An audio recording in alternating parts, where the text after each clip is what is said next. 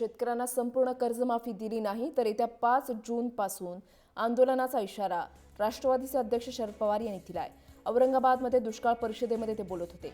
सरकारनं कर्जमाफी द्यावी, शिवाय शेतकऱ्यांना बी बियाणं आणि खतांची सोय करावी अशी मागणी पवारांनी केली आहे।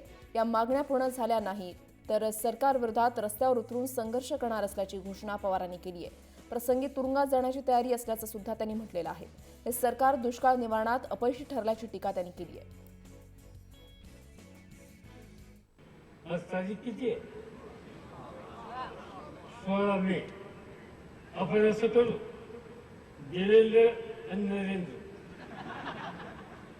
या दोघांनाही संधी देऊ किंवा तुम्ही आम्ही सांगतो त्या पद्धतीनं दुष्काळाचं कर्जमाफी, विद्यार्थ्यांच्या शिक्षणाची पूर्ण सोय, गुराढोरांच्या चाऱ्याची पूर्ण सोय, पुढच्या वर्षीचं पीक पाणी जर पाऊस चांगला असेल तर ते घेण्याच्यासाठी जे काही बी बियाणं खतं औषधं लागतील ती दर एकराला त्याप्रमाणे देण्याची व्यवस्था, या गोष्टी तुम्ही करा, आम्ही तुम्हाला साथ देतो।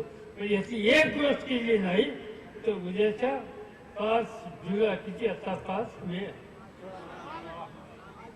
5 जून आहे ना, 5 जून पासून या मराठवाड्याचा शेतकरी गप्प बसणार नाही।